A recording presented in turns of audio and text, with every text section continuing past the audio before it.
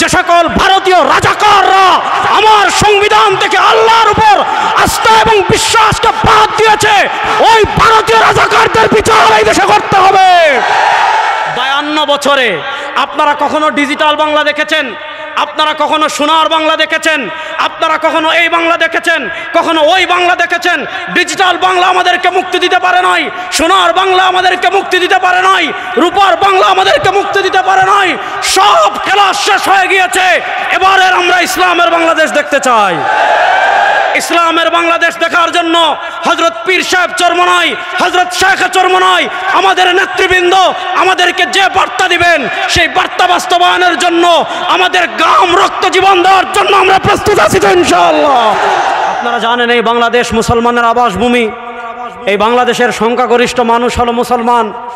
এই বাংলাদেশে 1971-এর স্বাধীনতার চেতনার কথা বলেন, 1971-এর আগে 1970-এর নির্বাচনের কথা বলেন, 1969-এর গণ অভ্যুত্থানের কথা বলেন, ঐতিহাসিক মুজিবনগর সরকারের ঐতিহাসিক 6 দফার কথা বলেন। কোনো দফায় ধর্মনিরপেক্ষতা ছিল না।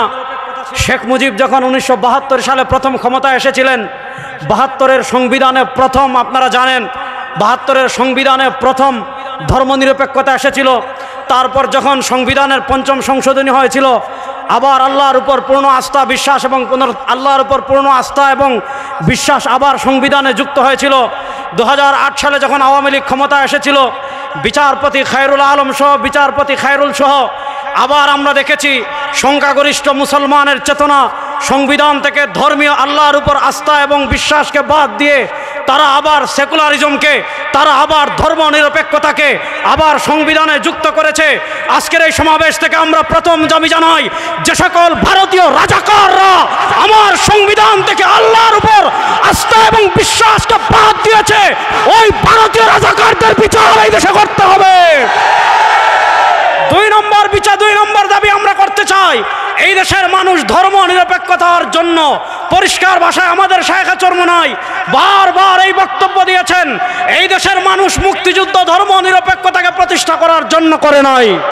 সুতরাং আমরা সুস্পষ্ট ভাষায় বলতে চাই, আল্লাহর উপর পূর্ণ আস্থা বিশ্বাস, এইটা আমাদের ঈমান, এইটা আমাদের চেতনা। বাংলার সংবিধানে আল্লাহর উপর আস্থা এবং বিশ্বাস আবার ফিরিয়ে আনতে হবে। 2 নম্বর কথা, আপনারা দেখেছেন আমরা আলেম সমাজ বিভিন্ন জায়গায় কথা বলি, মাহফিলে কথা বলি, মঞ্চে কথা বলি, খানকায় কথা বলি, আমরা রাজপথে কথা বলি। এই আওয়ামী স্বৈরাচার একটা আইন করেছিল, ওইটার নাম ডিজিটাল নিরাপত্তা আইন। ডিজিটাল নিরাপত্তা আইনের নামে তারা আমাদের বাক স্বাধীনতা হরণ করেছিল। আমরা আজকের এই সমাবেশ থেকে স্পষ্ট ভাষায় বলতে চাই, ডিজিটাল নিরাপত্তা আইন বাতিল করতে হবে।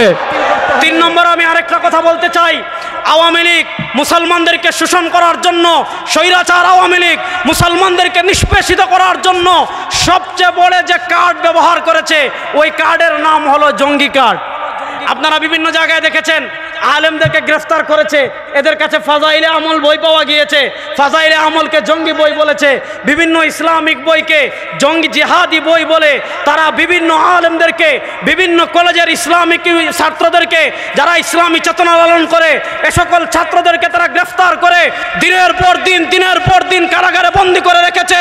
আজকের এই মাহফিল থেকে, আজকের এই সমাবেশ থেকে জাতীয় উলামা মাশায়েখের পক্ষ থেকে আমরা সুস্পষ্ট ভাষায় দাবি জানাতে চাই, বাংলাদেশের যত আলেমের নামে মিথ্যা যত মামলা করা হয়েছে সব মামলা প্রত্যাহার করতে হবে। শেষ আরেকটা কথা বলে আমি আমার বক্তব্য শেষ করব। আপনারা জানেন আওয়ামী লীগ সরকার বাংলাদেশের সরকার ছিল না, এরা ছিল ভারতের 5 আটা গোলাম সরকার।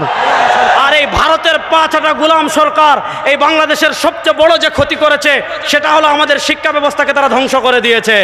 আপনারা জানেন আমাদের শিক্ষা ব্যবস্থায় তারা হিন্দুয়ানি সংস্কৃতিকে কি করেছে, ঢুকিয়ে দিয়েছে। আমরা সুস্পষ্ট ভাষায় দাবি জানাতে চাই, এই বাংলাদেশে ওলি আল্লাহর পুণ্যভূমিতে, মুসলমানদের পুণ্যভূমিতে কোনো হিন্দুয়ানি শিক্ষা সিলেবাস আমরা চাই না। শেষ কথা বলে আমি আমার বক্তব্য শেষ করছি। 52 বছরে আপনারা কখনো ডিজিটাল বাংলা দেখেছেন? আপনারা কখনো সোনার বাংলা দেখেছেন? আপনারা কখনো এই বাংলা দেখেছেন? কখনো ওই বাংলা দেখেছেন? ডিজিটাল বাংলা আমাদেরকে মুক্তি দিতে পারে নাই, সোনার বাংলা আমাদেরকে মুক্তি দিতে পারে নাই, রূপার বাংলা আমাদেরকে মুক্তি দিতে পারে নাই। সব খেলা শেষ হয়ে গিয়েছে। এবারে আমরা ইসলামের বাংলাদেশ দেখতে চাই। ইসলামের বাংলাদেশ দেখার জন্য হযরত পীর সাহেব চরমনাই, হযরত শেখ চরমনাই, আমাদের নেতৃবৃন্দ আমাদেরকে যে বার্তা দিবেন সেই বার্তা বাস্তবায়নের জন্য আমাদের গাম রক্ত জীবন দেওয়ার জন্য আমরা প্রস্তুত আছি তো ইনশাআল্লাহ। আসসালামু আলাইকুম ওয়া রাহমাতুল্লাহ।